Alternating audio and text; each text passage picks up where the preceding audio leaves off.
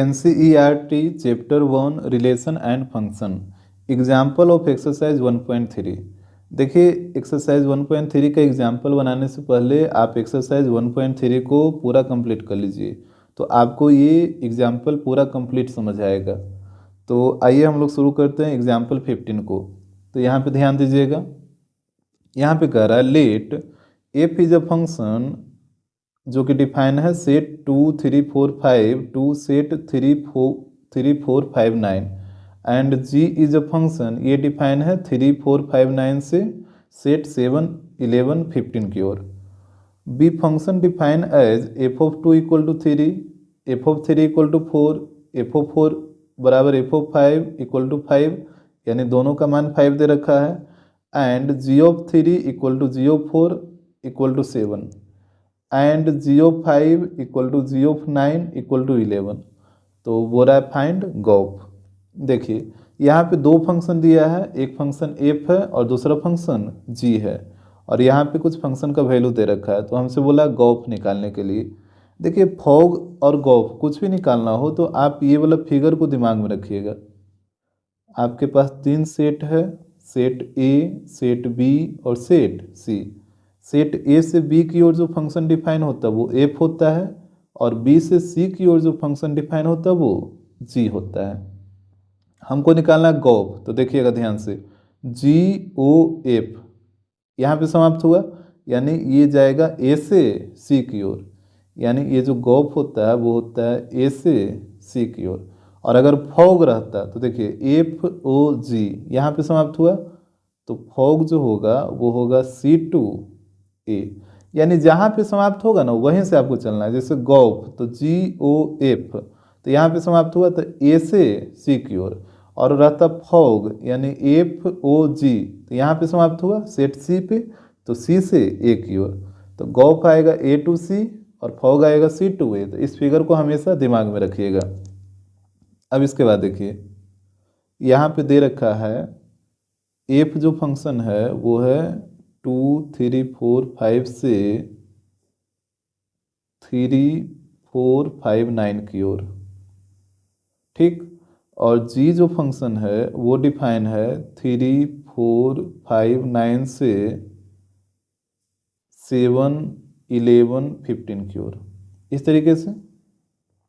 अब देखिए और यहाँ पे कुछ मान दे रखा है, जैसे एफ ऑफ 2 का मान 3 दे रखा है, एफ ऑफ 3 का मान 4 दे रखा है, और F of 4 equal to f of 5 है, इसका मान 5 दे रखा है। और फिर G of 3 equal to ji of 4 है, इसका मान 7 दे रखा है। और एक लास्ट है G of 5 equal to ji of 9, इसका मान 11 दे रखा है। तो हमसे बोला गॉफ क्या होगा, तो देखिएगा ध्यान से, जो एफ फंक्शन होता है वो ए से बी की ओर, यहाँ पे देखिए ना एफ फंक्शन जो होता है ए से बी की ओर डिफाइन होता है, तो ये हो गया सेट ए, ये हो गया सेट बी। और जो जी फंक्शन होता है वो बी से सी की ओर डिफाइन होता है, तो ये हो जाएगा सेट बी, ये हो जाएगा सेट सी। और यहाँ पे देखिए दोनों सेट बी का मान भी इक्वल है, तो यहाँ पे जो गॉफ होगा वो ए से सी की ओर। तो यहाँ पे ध्यान दीजिए, जो गॉफ होता है वो ए से सी की ओर, तो यहाँ पे हो जाएगा सेट ए कितना है 2 3 4 5 2, और सेट सी है 7 11 15, तो यहाँ पे हो जाएगा 7 11 15, इस तरीके से। अब आपको देखना है कि गॉफ एग्जिस्ट कर रहा है कि नहीं। आपको हम बताए थे कि गॉफ एग्जिस्ट कब करता है, जब रेंज ऑफ एफ इक्वल होना चाहिए या सबसेट होना चाहिए डोमेन ऑफ जी का।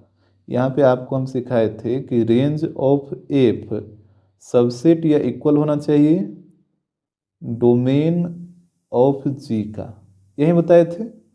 हमेशा ध्यान रखिएगा, इस वाले का रेंज लेना है और ये शुरू वाले का डोमेन लेना है, यानी बाद वाले फंक्शन का रेंज लेना है और शुरू वाले फंक्शन का डोमेन लेना है। और रेंज ऑफ एफ सबसेट या इक्वल होना चाहिए डोमेन ऑफ जी का, यही आपको सिखाए थे। तो यहाँ पे देखिएगा, तो यहाँ पे रेंज ऑफ एफ सबसेट या इक्वल होना चाहिए डोमेन ऑफ जी का। तो पहले आप बताइए रेंज ऑफ एफ, यहाँ पे क्या किया है, एफ फंक्शन का रेंज। तो देखिए यहाँ पे फंक्शन में 2 पुट हुआ है तो 3 आया, मतलब जो जो आउटपुट होता है ना फंक्शन का वही उसका रेंज होता है। फंक्शन का जो आउटपुट होगा वही इसका रेंज होगा। तो फंक्शन एफ का आउटपुट 3 है, 4 है और 5 है। तो यहाँ पे फंक्शन एफ का रेंज होगा 3, 4, 5। देखिए एक से और आपको बता दें, ये जो फंक्शन होता है तो ये जो पहला सेट होता है इसको डोमेन बोलते हैं, और ये जो दूसरा सेट होता है उसको को डोमेन बोलते हैं। यहाँ पे इसको को डोमेन बोलेंगे, इसको रेंज मत समझ लीजिएगा कि ये रेंज है, रेंज नहीं है, ये को डोमेन है और ये डोमेन है। रेंज क्या होगा, तो फंक्शन का जो भी आउटपुट होगा वही उसका रेंज होगा। तो एफ फंक्शन का आउटपुट 3 है, 4 है और 5 है, तो यही इसका रेंज होगा। तो यहाँ पे आ जाएगा 3, 4, 5। और यहाँ पे डोमेन देखिए जी फंक्शन का, तो ये जो पहला सेट होता है वही डोमेन होता है। तो यहाँ पे हो जाएगा 3, 4, 5, 9। अब देखिए क्या 3, 4, 5 इसमें है, तो बिल्कुल है इसमें। यानी हम बोल सकते हैं कि जो रेंज ऑफ एफ है वो सबसेट है डोमेन ऑफ जी का। तो हम कह सकते हैं सो गॉफ एग्जिस्ट। तो यहाँ पे गॉफ एग्जिस्ट करेगा, और जब गॉफ एग्जिस्ट करेगा तो गॉफ का वैल्यू आपको निकालना है। तो गॉफ ऑफ एक्स बराबर क्या होता है, G of F of x, इस तरीके से होता है। यहाँ पे देखिए जब भी गॉफ का वैल्यू निकालना होता है तो वहाँ पे एक आपको वेरिएबल लेना रहता है अपने मन से। तो यहाँ पे एक्स वेरिएबल हम लिए हैं, और इसका मान कैसे लिखा जाता है, तो ये जो ओ है यहाँ पे एक ब्रैकेट आ जाता है, तो ये हो जाता है G of F of x. अब देखिए ये जो गॉफ मेरा डिफाइन था वो सेट 2, 3, 4, 5 से 7, 11, 15 की ओर। तो ये जो गॉफ का डोमेन है वो 2, 3, 4, 5 है। तो बारी बारी से आपको वैल्यू पुट करना है, एक बार 2, फिर एक बार 3, फिर एक बार 4, फिर एक बार 5। तो यहाँ पे देखिए पहले हम गॉफ ऑफ 2 निकाल रहे हैं, तो क्या हो जाएगा, यहाँ पे हो जाएगा जी और ओ की जगह ब्रैकेट आएगा और एफ ऑफ 2, ऐसा ही ना लिखेंगे। जैसे गॉफ ऑफ एक्स को कैसे लिखे थे, ओ की जगह आप एक ब्रैकेट दिए थे, तो यहाँ पर भी ओ की जगह क्या आएगा, एक ब्रैकेट आ जाएगा। अब यहाँ पे हो जाएगा जी ऑफ, और एफ ऑफ 2 का मान देखिए कितना है, 3 है, तो यहाँ पे 3 आएगा। और जी ऑफ 3 का मान देखिए कितना है, 7 है, तो यहाँ पे 7 हो जाएगा। यानी गॉफ ऑफ 2 का मान 7 हो जाएगा। इसके बाद देखिए गॉफ ऑफ, अब की बार आपको 3 पुट करना है, तो हो जाएगा जी ऑफ एफ ऑफ 3। तो यहाँ पे देखिए एफ ऑफ 3 का मान कितना है, 4 है, तो यहाँ पे हो जाएगा जी ऑफ 4। और जी ऑफ 4 का मान कितना आएगा, 7, तो यहाँ पे भी 7 हो जाएगा। अब क्या आपको 4 पुट करना है, तो ये हो जाएगा गॉफ ऑफ 4, तो हो जाएगा जी ऑफ एफ ऑफ 4। और एफ ऑफ 4 का मान आप देख लीजिए, यहाँ पे एफ ऑफ 4 का मान 5 है, तो ये हो जाएगा जी ऑफ 5। एफ ऑफ 4 की जगह 5 पुट होगा। और जी ऑफ 5 का मान देखिए यहाँ पे कितना दे रखा है, 11 दे रखा है, तो यहाँ पे आ जाएगा 11। और आपको बात समझ में। और अब के बार आपको 5 पुट करना है, तो हो जाएगा गॉफ ऑफ 5, तो हो जाएगा G of F of 5। F of 5 का मान देख लीजिए, यहाँ पे देखिए एफ ऑफ 5 का मान कितना है, 5 है, तो यहाँ पे हो जाएगा जी ऑफ 5। और जी ऑफ 5 का मान अभी ऊपर में आप निकाले थे 11, तो यहाँ पे भी आएगा 11। तो यहाँ पे लिख दीजिएगा हेंस गॉफ इक्वल टू हो जाएगा, देखिए 2 पे वैल्यू आया था 7, तो यह आ जाएगा 2,7। फिर 3 पे वैल्यू आया 7, तो 3,7। फिर 4 पे 11, तो 4,11। और 5 पे भी वैल्यू आया 11, तो ये हो जाएगा 5,11। तो यही आपका आंसर होगा। अब देखिए एग्जाम्पल 16 को, तो यहाँ पे कह रहा है find gof and fog if f is a function real to real and g is a function, ये भी रियल टू रियल डिफाइन है, are given by f of x equal to cos x and g of x equal to 3x square. तो कह रहा है so that gof not equal to fog. देखिए हमारे पास 2 function है एफ और G, और दोनों function real to real define है। F of X G of x का मान दे रखा है, तो हमको शो करना है कि गॉफ और फॉग दोनों आपस में इक्वल नहीं है। जैसे देखिएगा, ये जो फंक्शन एफ है ये भी रियल टू रियल है और एफ ऑफ एक्स का मान दे रखा है कॉस एक्स। फिर ये जो फंक्शन जी है ये भी रियल टू रियल है और यहाँ पे देखिए जी ऑफ एक्स का मान दे रखा है 3x²। ठीक, अब देखिए यहाँ पे फंक्शन एफ और फंक्शन जी दोनों रियल टू रियल डिफाइन है।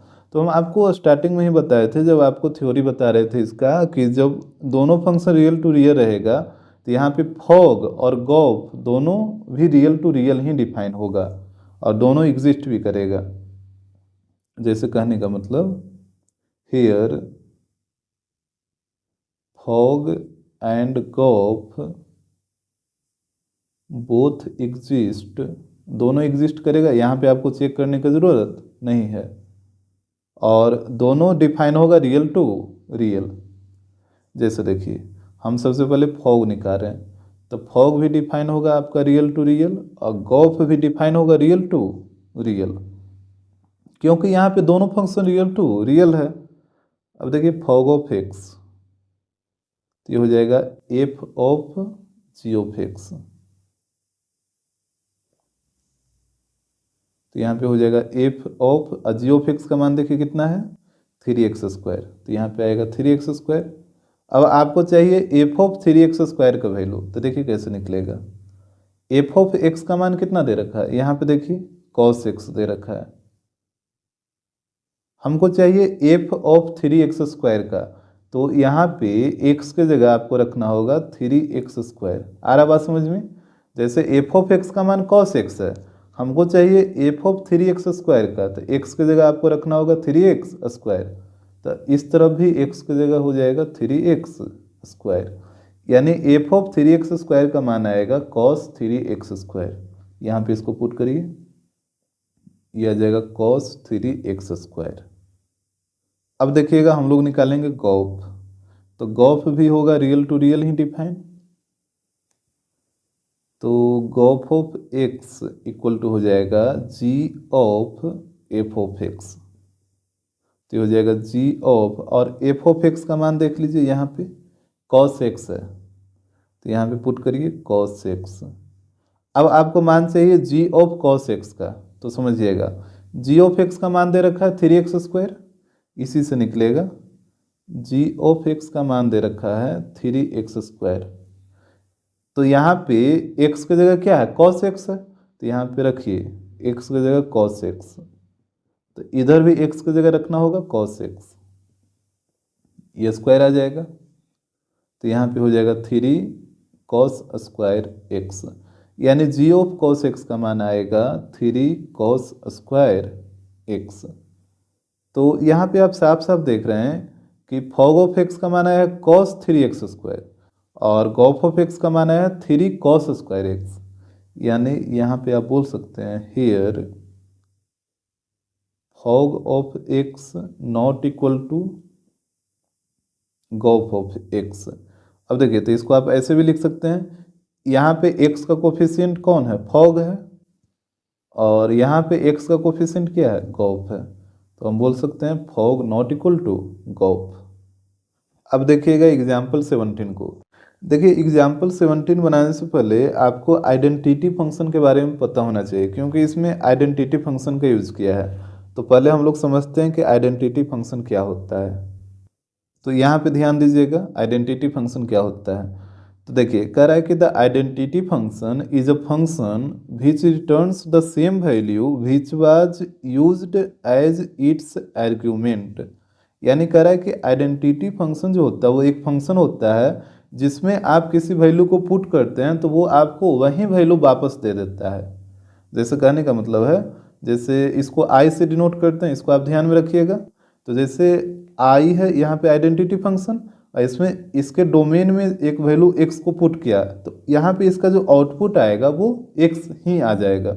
वही कह रहा है ना कि आइडेंटिटी फंक्शन में आप कोई भी वैल्यू पुट करते हैं तो आपको उसी वैल्यू को वो रिटर्न कर देता है, यानी जो वैल्यू आप उस फंक्शन में पुट करिएगा वही वैल्यू आपको वापस मिल जाएगा। तो इसको आई से डिनोट करते हैं, तो आई आइडेंटिटी फंक्शन है, इसके डोमेन में हम एक्स को पुट किए तो हमारे आउटपुट के रूप में भी एक्स ही मिला है। जैसे और समझिएगा, it is denoted by I A I B. Identity function को आई ए आई बी से भी डिनोट किया जाता है। आई ए का मतलब क्या होता है? तो आई ए का मतलब होता है आइडेंटिटी फंक्शन ऑन सेट ए। यानी कहने का मतलब अगर सेट ए के लिए आइडेंटिटी फंक्शन को लिखा गया तो उसको डिनोट करेंगे आई ए से। अगर सेट बी के लिए आइडेंटिटी फंक्शन लिखा गया तो इसको डिनोट करेंगे आई बी से। जैसे यहाँ पे देखिए, जैसे मान लीजिए आपके पास एक सेट ए है जिसका एलिमेंट है 1 2 3 4 इस तरीके से। तो अगर आप सेट ए के ऊपर आइडेंटिटी फंक्शन लिखिएगा तो इसको डिनोट करिएगा आई ए से, और यहाँ पे कोई भी डोमेन में जैसे इस आइडेंटिटी फंक्शन के डोमेन में कोई भी वैल्यू पुट करिएगा तो आपको वही वैल्यू रिटर्न के रूप में मिल जाएगा। जैसे सेट ए का एलिमेंट 1 2 3 4 है तो यहाँ पे आप एक्स की जगह पुट करिए। जैसे आई ए हो गया identity function on set A, और एक्स की जगह 1 पुट करेंगे तो मेरा आउटपुट भी मिलेगा 1। उसी प्रकार यहाँ पे आप 2 पुट करिएगा तो आपको आउटपुट मिलेगा 2। अगर आप 3 पुट करिएगा तो यहाँ पे आउटपुट मिलेगा 3। अगर आप 4 पुट करिएगा एक्स की जगह तो आपको आउटपुट के रूप में मिलेगा 4। तो यहाँ पे आप एक चीज़ नोट कर रहे हैं कि यहाँ पे जो वैल्यू पुट होता है ये डोमेन होता है, और इसका जो आउटपुट आता है बाहर के रूप में, ये बराबर के बाद जो भी नंबर लिखा है वो आउटपुट है, वो इसका रेंज होता है। फंक्शन का डोमेन क्या होता है? जो इसमें पुट किया गया वैल्यू वो इसका डोमेन हो जाएगा। अब वैल्यू पुट करने के बाद जो रिजल्ट आएगा वही इस फंक्शन का रेंज होता है। तो यहाँ पे इस आइडेंटिटी फंक्शन का रेंज होगा 1 2 3 4। तो यहाँ पे आप नोट कर रहे हैं कि इसका डोमेन और रेंज दोनों क्या है, आपस में बराबर है। अरे डोमेन में भी 1 2 3 और 4 पुट किया गया, इसके आउटपुट के रूप में भी आपको मिला 1 2 3 और 4, यानी इसका डोमेन और रेंज क्या है, इक्वल है। जैसे एक और ले लीजिए, सेट बी ले लेते हैं, इसका एलिमेंट है ए बी सी। इसको आप डिनोट करिएगा आई बी से, और यहाँ पे भी कोई आप इनपुट पुट करिएगा तो वहीं आपका आउटपुट आएगा। यानी इनपुट के रूप में हम एक्स पुट किए हैं तो आउटपुट के रूप में भी एक्स ही मिलेगा। जैसे यहाँ पे आप एक्स की जगह ए रखिए तो यहाँ पे आउटपुट के रूप में भी ए मिलेगा। अगर आप एक्स की जगह बी रखिएगा तो आउटपुट के रूप में आपको बी मिलेगा, और एक्स की जगह सी रखिएगा तो यहाँ पे आउटपुट के रूप में आपको सी मिलेगा। तो यहाँ पे भी आप देख रहे हैं कि इसका जो डोमेन है वो ए पुट हुआ है, यहाँ पे बी पुट हुआ है, और यहाँ पे सी पुट हुआ है। यानी डोमेन ए बी और सी है, और इसका जो रेंज आया है वो भी ए बी और सी आया है।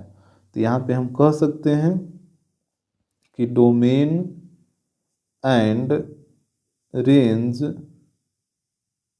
Of identity function is same. यानी आइडेंटिटी फंक्शन का जो डोमेन होता है और जो रेंज होता है वो आपस में इक्वल होता है। इतना बात तो आपको आगे समझ में। अब देखिए इस सेट ए को लेकर चल रहे हैं जिसका एलिमेंट है 1 2 3 4। तो यहाँ पे सेट ए का डोमेन क्या था? डोमेन आया था 1 2 3 4, और सेट ए का ही रेंज क्या आया है, यहाँ पे लिख दीजिए डोमेन ऑफ सेट ए और रेंज ऑफ सेट ए। इसका रेंज भी आया है 1 2 3 और 4। तो यहाँ पे समझिएगा,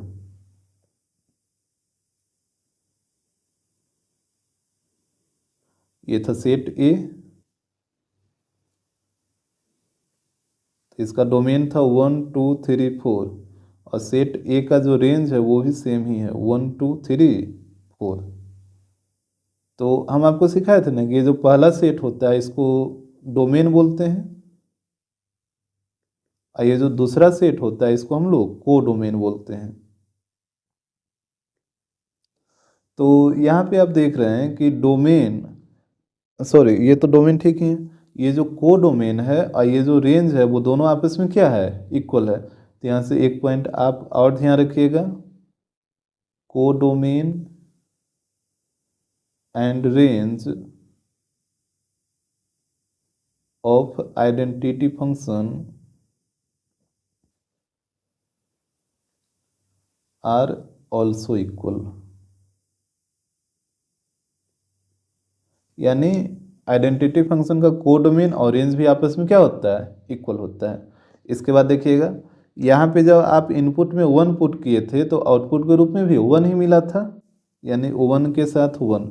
2 पुट करने पे 2 मिला था, 3 पुट करने पे 3 मिला था, और 4 पुट करने पे भी 4 मिला था। तो यहाँ पे आप कह सकते हैं कि जो आइडेंटिटी फंक्शन होता है वो इन्वर्सिबल फंक्शन होता है, क्योंकि ये जो फंक्शन आपको दिख रहा है ये वन वन भी है और ऑनटो भी है। यहाँ पे साफ साफ आप देख पा रहे हैं ये जो फंक्शन है वो वन वन भी है और ऑनटो भी है। तो यहाँ पे हम कह सकते हैं so identity function is invertible function and इसका जो इन्वर्स होगा ना वो खुद का ही होगा, हैविंग इट्स ऑन इन्वर्स। क्योंकि देखिए ये जो फंक्शन है 1 1 के साथ, 2 2 के साथ, 3 3 के साथ और 4 4 के साथ, तो इसका इन्वर्स निकालिएगा तो 1 का इन्वर्स 1 ही आएगा। जैसे कहने का मतलब क्या है यहाँ पे समझिए, जैसे ये जो फंक्शन था वो था 1,1, यानी 1 पुट करने पे 1 मिला था, 2 पुट करने पे 2 मिला था, 3 पुट करने पे 3 और 4 पुट करने पे 4 मिला था। तो अगर आप इसका इन्वर्स लिखिएगा तब भी तो वहीं से होगा ना, इसको उलटिएगा तब भी कोई फर्क नहीं पड़ेगा, 1 1 ही रहेगा, 2 2 ही रहेगा, 3,3 और 4,4 ही रहेगा। यानी कहने का मतलब कि आइडेंटिटी फंक्शन का यदि आप इन्वर्स निकालिएगा तो वो उसी एलिमेंट का इन्वर्स हो जाता है। ठीक है, 1 का इन्वर्स 1, 2 का 2, 3 का 3 और 4 का 4।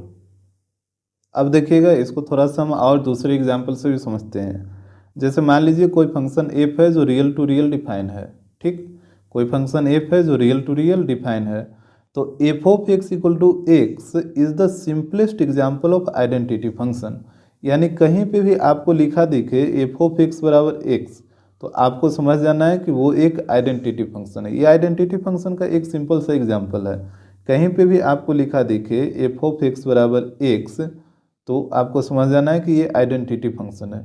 क्यों ऐसा हम बोल रहे हैं, क्योंकि देखिए यहाँ पे फंक्शन एफ है और इसके डोमेन में क्या पुट हुआ है, एक्स, और आउटपुट के रूप में भी आपको वही नंबर मिला है एक्स। तो आइडेंटिटी फंक्शन तो वही कहता है ना कि आप डोमेन में अगर कोई वैल्यू पुट किए और वही वैल्यू आपको आउटपुट के रूप में मिल जाए तो वो आइडेंटिटी फंक्शन होता है।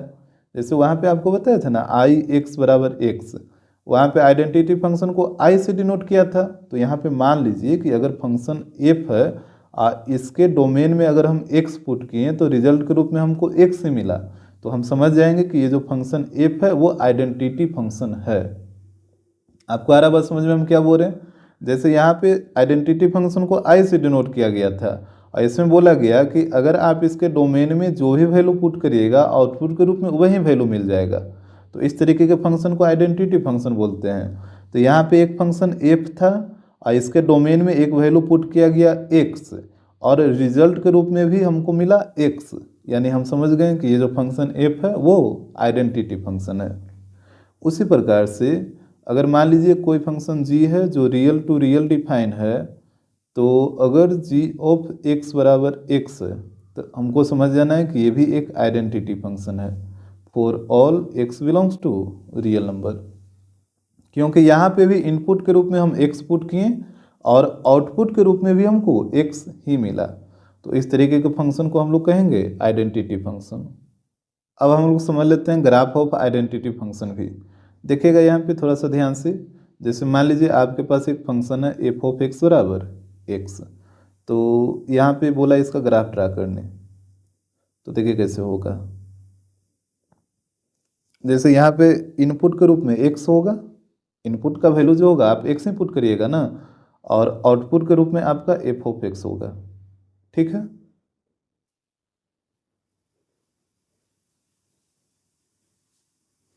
जैसे आप x की जगह पुट करिए 0, तो एफ ऑफ 0 बराबर क्या हो जाएगा 0, यानी 0 पे मान आएगा 0। उसी प्रकार आप x की जगह 1 पुट करिएगा, x बराबर 1, तो एफ ऑफ 1 बराबर भी आएगा 1, फिर -1 पे -1, फिर 2 पे 2 आएगा, -2 पे -2 आएगा। इस तरीके से आगे जो भी आप इनपुट पुट करिएगा वहीं आपका आउटपुट मिलेगा। अब यहाँ पे ध्यान दीजिएगा, इसको इस पे प्लॉट कर लीजिए, x का वैल्यू 0 और y का वैल्यू 0, यानी एफ ऑफ एक्स यानी y ही है। तो यहाँ पे देखिएगा 0,0 यहाँ पे आएगा, फिर x का वैल्यू 1 और एफ ऑफ एक्स का वैल्यू 1, यानी यहाँ पे आएगा। एफ ऑफ एक्स का मतलब यहाँ पे बाई है, ठीक है। आपको पता है ना कि जो फंक्शन एफ ऑफ एक्स होता है उसी को बाई बोला जाता है, एफ ऑफ एक्स बराबर बाई। तो 1 पे 1, फिर -1 पे -1, फिर 2 पे 2 और -2 पे भी -2, इस तरीके से यहाँ पे इसको मिला दीजिए। तो यही होता है ग्राफ ऑफ आइडेंटिटी फंक्शन। अब हम लोग समझेंगे एग्जाम्पल 17 को। तो देखिएगा, ध्यानपूर्वक देखिएगा, थोड़ा सा क्वेश्चन लेंदी जाएगा लेकिन आसान ही है, आपको समझ आ जाएगा।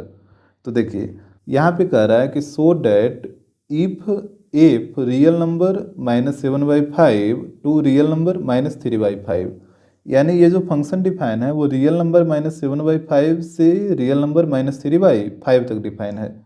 यानी कहने का मतलब आप कोई भी रियल नंबर ले सकते हैं लेकिन 7/5 आपको नहीं लेना है। इस तरफ भी आप कोई भी रियल नंबर ले सकते हैं लेकिन 3/5 आपको नहीं लेना है। Is defined by f of x equal to 3x + 4 upon 5x - 7, ये हो गया एफ फंक्शन के बारे में। And g real number -3/5 to real number -7/5 is defined by g of x equal to 7x + 4 upon 5x - 3, ये हो गया पूरा जी फंक्शन के बारे में। करा then fog equal to I A and gof equal to I B, यही आपको शो करना है कि fog equal to I A and gof equal to I B. I A का मतलब क्या होगा, अभी आपको सिखाए हैं, identity function on set A, और आई बी का मतलब क्या होगा, identity function on set B. आगे देखिए, कर here A equal to real number -3/5 और b equal to real number -7/5। यहाँ पे आई ए इंटू एक्स बराबर x for all x belong to set A, और आई बी इंटू एक्स बराबर x for all x belong to set B are called identity function on set A and set B respectively. ये अभी आपको हम बताएं ना कि आई ए रहता है तो उसको बोलते हैं identity function on set A, और यहाँ पे जो भी इनपुट इसमें पुट होता है वहीं आपका आउटपुट मिलता है। तो यहाँ पे इनपुट के रूप में एक्स पुट हुआ है तो वहीं आउटपुट के रूप में बाहर आ गया, और जहाँ एक्स है जो सेट ए का एलिमेंट होगा, क्योंकि ये सेट ए पे आइडेंटिटी फंक्शन को लिखा गया है, तो जो भी एक्स का वैल्यू यहाँ पे पुट होगा वो सेट ए का ही पुट होगा। उसी प्रकार आई बी इंटू एक्स बराबर एक्स, तो यहाँ पे जो भी एक्स का वैल्यू पुट होगा वो सेट बी का वैल्यू पुट होगा, क्योंकि ये जो आइडेंटिटी फंक्शन है वो सेट बी के ऊपर लिखा गया है, उसी चीज़ को नीचे ये लिखा है। तो देखिएगा स्टेप बाय स्टेप हम करेंगे क्वेश्चन को ताकि आपको कहीं पे दिक्कत ना हो। तो यहाँ पे पहले आप नोट कर लीजिए जो दे रखा है, फंक्शन एफ को डिफाइन किया, इसको लिखिए। एफ है real number -7/5 to real number -3/5, और यहाँ पे एफ ऑफ एक्स का मान दे रखा है 3x + 4 अपॉन 5x - 7, ठीक है। उसके बाद देखिएगा जी फंक्शन, तो जी फंक्शन है real number -3/5 to real number -7/5, और यहाँ पे जी ऑफ एक्स दे रखा है 7x + 4 और 5x - 3, ठीक है। ये तो दे रखा था उसी को लिखे हैं। इसके बाद बोला है सो डैट, बोला फॉग इक्वल टू आई ए आपको शो करना है, एंड गॉफ इक्वल टू आपको शो करना है आई बी, और यहाँ ए इक्वल टू दे रखा है रियल नंबर -3/5 और बी इक्वल टू दे रखा है रियल नंबर -7/5। तो यहाँ पे ध्यान दीजिए, हम एक बार फॉग ऑफ एक्स निकालेंगे और एक बार गॉफ ऑफ एक्स निकालेंगे, ठीक। तो फॉग ऑफ एक्स निकालने से पहले आपको पता करना होगा कि क्या फॉग एग्जिस्ट कर रहा है और ये जो गॉफ है वो भी एग्जिस्ट कर रहा है। तो हम आपको बताए थे कि फॉग एग्जिस्ट कब करता है, जब रेंज ऑफ जी सबसेट होगा डोमेन ऑफ एफ का, और गॉफ एग्जिस्ट कब करेगा, जब रेंज ऑफ एफ सबसेट होगा डोमेन ऑफ जी का। यहाँ पे range R for range of g subset होना चाहिए डोमेन ऑफ एफ का, और इसमें आपको सिखाए थे गॉफ में रेंज ऑफ एफ सबसेट होना चाहिए, ये इक्वल टू होना चाहिए डोमेन ऑफ जी का, यही ना सिखाए थे। अरे इधर वाले का रेंज लेना है और इधर वाले का डोमेन लेना है, यहाँ पर भी इधर वाले का रेंज लेना है और इधर वाले का डोमेन लेना है। तो मेन रूप से हमको रेंज चाहिए जी का भी और रेंज चाहिए एफ का भी। और यहाँ पे तो हम क्या करते हैं, बारी बारी से पहले दोनों फंक्शन का हम रेंज निकाल लेते हैं, क्योंकि देखिए ये जो पहला सेट है फंक्शन का, ये दूसरा सेट है, तो ये आपका होता है डोमेन, ये होता है को डोमेन। यहाँ पे भी फंक्शन जी का ये हो जाएगा डोमेन, ये हो जाएगा को डोमेन। रेंज हमको नहीं ना पता है, हमको फंक्शन का डोमेन और को डोमेन पता है, रेंज पता नहीं है। तो सबसे पहले हम लोग निकालेंगे रेंज। तो यहाँ देखिए बारी बारी से हम दोनों फंक्शन का पहले रेंज निकाल लेते हैं। आप ध्यानपूर्वक देखते जाइएगा, कहीं दिक्कत नहीं होगा। जैसे हम लोग निकालते हैं रेंज ऑफ एफ, और इस तरफ निकाल लेते हैं रेंज ऑफ जी। पहले दोनों फंक्शन का बारी बारी से हम लोग रेंज निकालेंगे। तो ध्यान दीजिएगा, यहाँ पे एफ ऑफ एक्स को लेके चलिए, ये वाला। तो एफ ऑफ एक्स को आप बाई से भी डिनोट कर सकते हैं। तो यहाँ पे हो जाएगा बाई इक्वल टू 3x + 4, और नीचे में आएगा 5x - 7। जैसे आपको पता है ना कि एफ ऑफ एक्स बराबर बाई होता है, ये पता है, तो हम एफ ऑफ एक्स को बाई से भी डिनोट कर सकते हैं, फंक्शन को बाई से डिनोट करते हैं ना।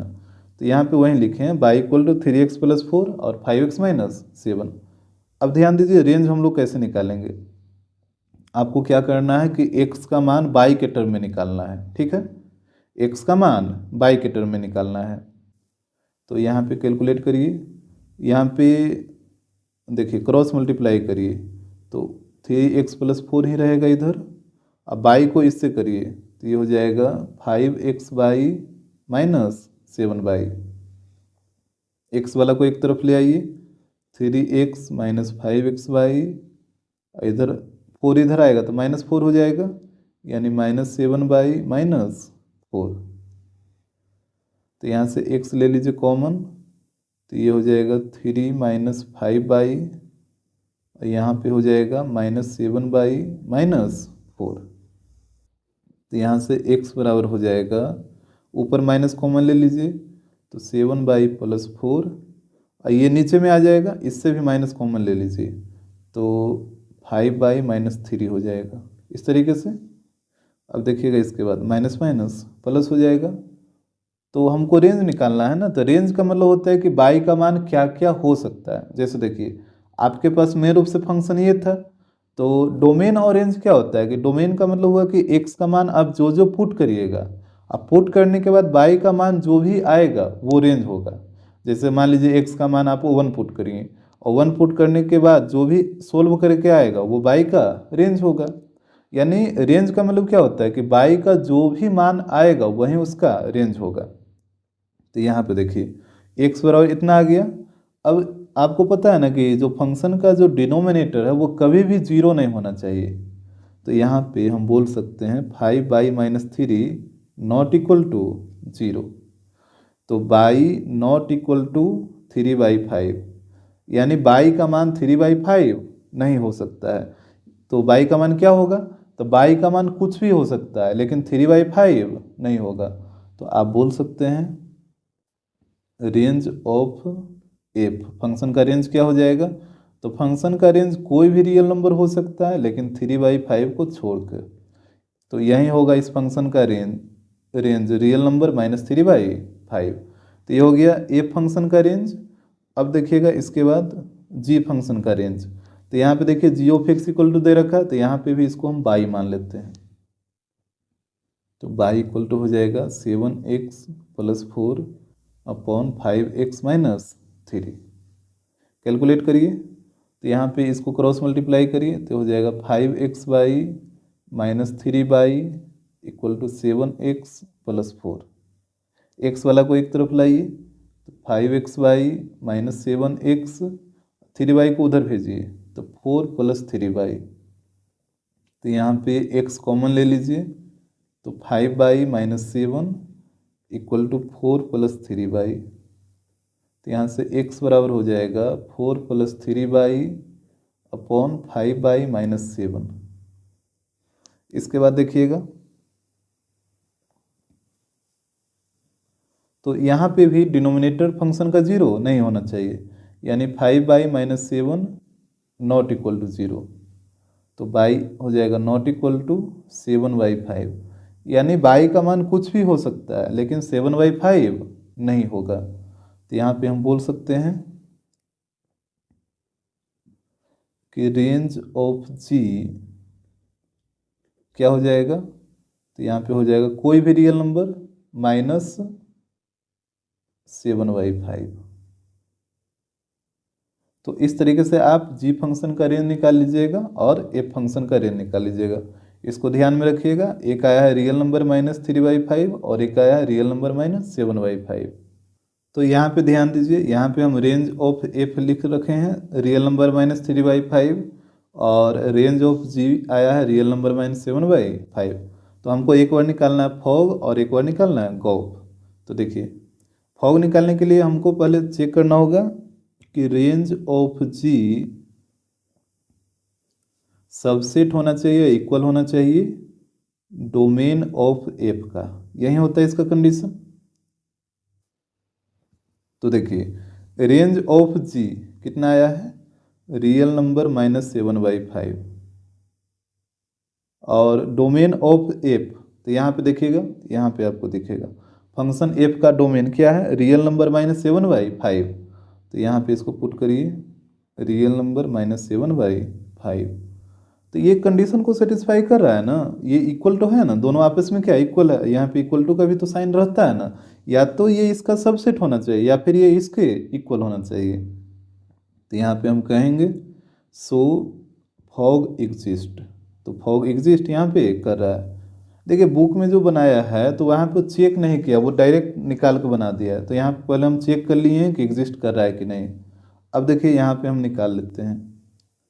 अब निकालिए फॉग ऑफ एक्स, तो ये हो जाएगा f of g of x. तो यहाँ पे हो जाएगा एफ ऑफ, और जी ऑफ एक्स का मान देखिए यहाँ पे आपको दिखेगा, यहाँ पे देखिएगा ऊपर में 7x + 4 और 5x - 3। तो ये हो जाएगा 7x + 4 और 5x - 3। अब हमको निकालना एफ ऑफ इतना का मान। तो कैसे निकलेगा, ये निकलेगा इससे। एफ ऑफ एक्स का मान दे रखा है ना, यहाँ पे देखिए, यहाँ पे आप ध्यान दीजिएगा, एफ ऑफ एक्स का मान ये वाला, ये दे रखा है 3x + 4 और 5x - 7। देखिए, यहीं से निकलेगा। हमको एफ ऑफ एक्स का मान दे रखा है और निकालना है एफ ऑफ इतना का। तो आपको क्या करना है कि एक्स के जगह पे ये वाला पूरा टर्म को रखना होगा। तो यहाँ पे रखिए, तो ये हो जाएगा एफ ऑफ 7x + 4 और 5x - 3। तो इधर भी जहाँ जहाँ x दिख रहा है वहाँ भी ये वाला वैल्यू को रखना होगा। तो हो जाएगा 3 × 7x + 4 5x - 3 + 4, और नीचे भी रखना होगा x की जगह 7x + 4 और 5x - 3 -7। और आपको बात समझ में क्या किए हैं, x को हम रिप्लेस कर दें ये पूरा टर्म से, क्योंकि हमको चाहिए एफ ऑफ इतना का मान। तो x की जगह आपको ये पूरा रखना होगा। अब यहाँ पे देखिए, इस मान को यहाँ पे लाइए, तो ये हो जाएगा 3 × 7x + 4 और 5x - 3 + 4, और नीचे में आ जाएगा 5 × 7x + 4 और 5x - 3 और -7।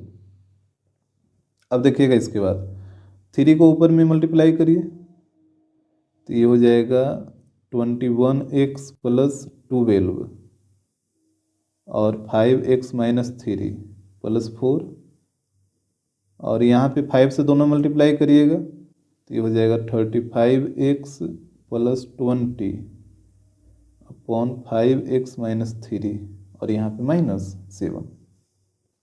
अब देखिएगा इसके बाद ऊपर में ले लीजिए एलसीएम तो यहाँ पे एलसीएम आएगा 5x माइनस 3 तो ये तो हो जाएगा 21x प्लस 12 और प्लस यहाँ पे 4 में दोनों से क्या हो जाएगा मल्टीप्लाई हो जाएगा तो यहाँ पे डायरेक्ट कर रहे हैं तो 4 से दोनों मल्टीप्लाई करिए तो हो जाएगा 20x माइनस 12। नीचे में भी एलसीएम होगा 5x माइनस 3 तो इस तरफ तो वहीं रहेगा 35x प्लस 20 माइनस यहाँ पे ध्यान दीजिएगा आगे में माइनस है तो माइनस ये 7 माइनस 7 से मल्टीप्लाई करिए ना, माइनस 7 से दोनों मल्टीप्लाई करिए तो हो जाएगा माइनस 35x और यहाँ पे माइनस माइनस प्लस 21, ये तो कट जाएगा तो ऊपर में बचेगा, ऊपर में ध्यान दीजिएगा ये 12 से 12 भी कटेगा और यहाँ पे 35x से 35x कटेगा तो यहाँ पे बचेगा 21x प्लस 20x और यहाँ पे बचेगा 20 प्लस 21। ये जो मान हम निकाल रहे हैं वो निकाल रहे हैं फॉग ऑफ x का। यहाँ पे दोनों को ऐड करिए तो 41x बाई 41 ये कटेगा तो यहाँ पे आएगा x और यहाँ पे हो जाएगा for all x belong to set A. अब कहिएगा sir x belong to set A कहाँ से आ गया, तो समझिए यहाँ पे एक चीज़ हम भूल गए थे। यहाँ पे देखिएगा ये जो फॉग एग्जिस्ट कर रहा था तो फॉग एग्जिस्ट करता है, यहाँ पे ध्यान दीजिए आप, यहाँ पे देखिए पहले इस क्वेश्चन को आप देखिए, एफ फंक्शन था और एक जी फंक्शन था और आपको पता है ये वाला फिगर आपको पता है ना, ये होता है सेट ए बी और ये सेट सी। यहाँ पे फंक्शन एफ होता है और ये फंक्शन जी होता है। हमको फॉग निकालना था तो एफ ओ जी यानी जो फॉग होता है वो डिफाइन होता है C2A, फॉग जो डिफाइन होगा C2A डिफाइन होगा। और यहाँ पे देखिएगा जो एफ फंक्शन होता है वो ए से बी की ओर रहता है और जो जी फंक्शन होता है वो बी से सी की ओर रहता है। तो ये हो जाएगा सेट ए, ये हो जाएगा सेट बी, ये हो जाएगा सेट बी, ये हो जाएगा सेट सी। एफ फंक्शन ए से बी और जी फंक्शन बी से सी।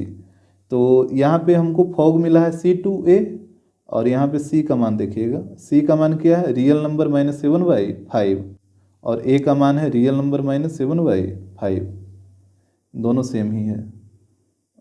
Real number -7/5 to real number -7/5। तो यहाँ पे इसको हटाइए, इसका कोई ज़रूरत नहीं है। यहाँ पे समझिएगा जैसे हम लिखे थे x belongs to set A, तो यहाँ पे आप देखिए तो क्वेश्चन में ही जैसे शो करना था फॉग इक्वल टू IA और मतलब जो फॉग होगा वो आइडेंटिटी फंक्शन ऑन सेट ए के लिए डिफाइन है और यहाँ पे ए बराबर था ये। तो यहाँ पे जैसे आप फॉग x बराबर x लाएं तो यहाँ पे जैसे आइडेंटिटी फंक्शन क्या होता है कि अगर कोई फंक्शन x है इसमें कोई आप इनपुट पुट किए और आउटपुट के रूप में वही चीज़ बाहर आ गया तो हम इस फंक्शन को बोलते हैं आइडेंटिटी फंक्शन। यही ना आपको सिखाए थे कि अगर कोई फंक्शन है इसके इनपुट में यानी इसके डोमेन में आप कोई वैल्यू रखें और आपको आउटपुट के रूप में वही वैल्यू मिल गया तो हम इस फंक्शन को बोलते हैं आइडेंटिटी फंक्शन। तो यहाँ पे एक फंक्शन फॉग है, जैसे यहाँ पे फंक्शन एफ था तो यहाँ पे फंक्शन फॉग है और इसके इनपुट में एक वैल्यू पुट हुआ x और आउटपुट के रूप में हमको मिल गया x ही, यानी हम बोल सकते हैं कि ये जो फॉग है वो आइडेंटिटी फंक्शन है। ठीक, और फॉग आइडेंटिटी फंक्शन है और यहाँ पे बोला था ये सेट ए के लिए डिफाइन है। जो फॉग है वो किस सेट के लिए डिफाइन है, सेट ए के लिए डिफाइन है। तो यहाँ पे हम बोल सकते हैं कि fog of x equal to और ये जो x आया है वो identity function on set A हो जाएगा। ठीक है, ये जो x आया है वो आइडेंटिटी फंक्शन ऑन सेट ए, उसी के लिए ये आया है ना। तो फिर यहाँ पे हो जाएगा फॉग इक्वल टू आई ए, यहाँ x का कोफिशिएंट फॉग और x का कोफिशिएंट आई ए, तो फॉग इक्वल टू हो जाएगा आई ए। तो आपको इसी तरीके से करना है, हमको लगता है इसमें कोई दिक्कत नहीं होना चाहिए। यहाँ पे आई ए एक्स कैसे लिखा है आपको समझ आ गया, क्योंकि x का जो भी वैल्यू पुट होगा वो सेट ए से पुट होगा। ठीक है, x का जो भी वैल्यू पुट होगा सेट ए से पुट होगा। और तो आइडेंटिटी फंक्शन ऑन सेट ए को क्या लिखते हैं, आई ए ही तो लिखते हैं ना, आई ए लिखते हैं। तो यहाँ पे हो गया आई ए इंटू एक्स, क्योंकि ये एक आइडेंटिटी फंक्शन है। अब हम लोग देखेंगे गॉफ को। ठीक है, यहाँ पे एक और आपको प्रूव करना है, gof equal to I B. तो देखिएगा जो गॉफ डिफाइन होता है वो होता है C to A, sorry gof define होता है A to B, A to B नहीं A to C, gof define होता है ए टू सी। तो यहाँ पे हो जाएगा गॉफ ए है रियल नंबर -7/5 और 2 रियल नंबर -7/5। और गॉफ एग्जिस्ट कब करता है, जब रेंज ऑफ एफ सबसेट होना चाहिए, इक्वल होना चाहिए डोमेन ऑफ जी का। रेंज ऑफ एफ सबसेट होना चाहिए, इक्वल होना चाहिए डोमेन ऑफ जी का। तो रेंज ऑफ एफ हम लोग निकाले थे, आप देख लीजिएगा एक बार, ये आया था रियल नंबर -3/5 और डोमेन ऑफ जी यहीं पे आपको दिख जाएगा, डोमेन ऑफ जी यही है रियल नंबर -3/5। तो ये कंडीशन को फुलफिल कर रहा है, तो यहाँ पे हम कह सकते हैं सो गॉफ एग्जिस्ट।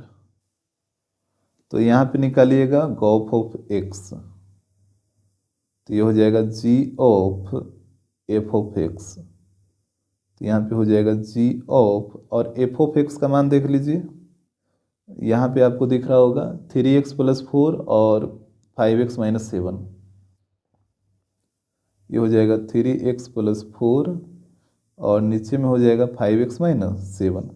अब हमको जी ऑफ इतना का मान निकालना है, तो देखिए कैसे निकलेगा, यहाँ पे आप ध्यान दीजिएगा, जी ऑफ एक्स का मान दे रखा है, इसी से हम लोग निकालेंगे। तो देखिए जी ऑफ एक्स का मान दे रखा है 7x + 4 अपॉन 5x - 3। हमको निकालना जी ऑफ इतना का मान, तो हम क्या करेंगे, x के जगह ये पूरा टर्म को पुट करेंगे। तो यहाँ पे हो जाएगा जी ऑफ 3x + 4 और 5x - 7। तो ऊपर में भी x के जगह आपको यही वाला मान रखना होगा और नीचे में भी, तो ये कुछ ऐसा हो जाएगा 7 × 3x + 4 5x - 7 और +4, यहाँ पे हो जाएगा 5 × 3x + 4 5x - 7 और -7। जहाँ जहाँ x है वहाँ वहाँ आपको ये पूरा टर्म को रखना होगा। तो जी ऑफ इतना का मान ये वाला आया है, तो इसको इधर नोट करिए, यहाँ पे हो जाएगा 7 × 3x + 4 5x - 7 +4 और नीचे में आ जाएगा 5 × 3x + 4 और 5x - 7 और यहाँ पे -7। अब इसके बाद देखिएगा यहाँ पे 7 से गुना कर दीजिए, तो 21x + 28 और 5x - 7 +4, नीचे 5 से दोनों में मल्टीप्लाई करिए, तो यहाँ पे आएगा 15x + 20, नीचे तो सेम टू सेम रहेगा और यहाँ पे -7। इसके बाद देखिए, तो ऊपर में ले लीजिए एलसीएम, तो ऊपर में एलसीएम लीजिएगा तो आएगा 5x - 7, तो इस तरफ तो वहीं रहेगा 21x + 28 और यहाँ पे 4 से दोनों में मल्टीप्लाई हो जाएगा, तो यहाँ पे आएगा 20x - 28। इसके बाद नीचे में भी ले लीजिए एलसीएम, तो 5x - 7 आएगा, तो यहाँ तो वही चीज़ रहेगा 15x प्लस 20, और यहाँ पे -7 से दोनों में मल्टीप्लाई करिए तो ये आएगा -35x और प्लस 49। ये कैंसिल हो जाएगा, 28 से 28 कैंसिल होगा, और यहाँ पे 15 है और यहाँ पे 35 है। यहाँ पे देखिए कहीं पे मिस्टेक हुआ है, यहाँ पे ध्यान दीजिएगा, यहाँ पे 3 था ना, यहाँ पे 3 आएगा,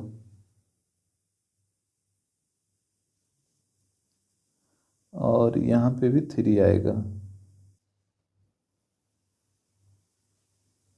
अच्छा, ये तो एफ ऑफ एक्स का वैल्यू था ना, ये ठीक है, यहाँ पे 7 ही रहेगा, सिर्फ यहाँ पे 3 आएगा क्योंकि यहाँ पे क्या था, 3 था, तो यहाँ पे भी 3 आएगा, तो यहाँ पे भी 3 हो जाएगा, और यहाँ पे भी 3 हो जाएगा।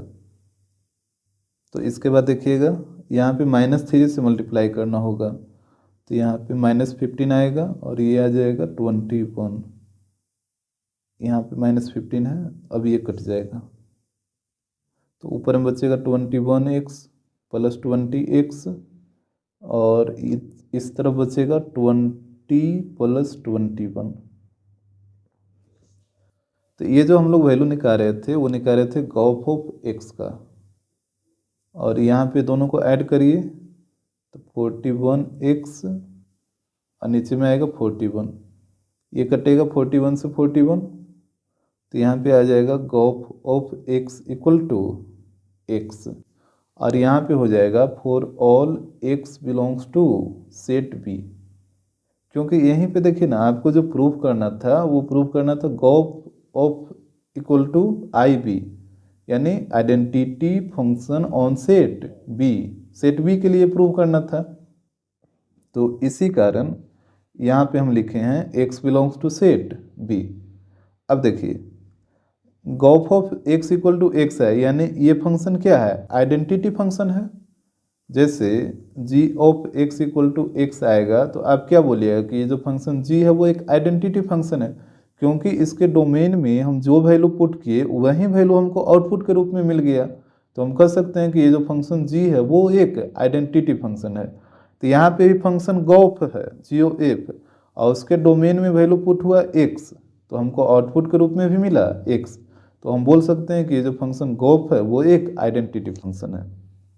तो यहाँ पे हो जाएगा gof of x equal to, और ये जो एक्स है, जैसे इधर आइडेंटिटी फंक्शन, तो इसको भी आइडेंटिटी फंक्शन के रूप में लिखना होगा, और ये सेट बी के लिए डिफाइन है, तो इसको हम लिखेंगे identity function on set B, इस तरीके से। तो यहाँ पे एक्स का कोफिशिएंट गॉफ, और यहाँ पे आई बी, तो gof equal to I B, इस तरीके से आपको प्रूफ करना था।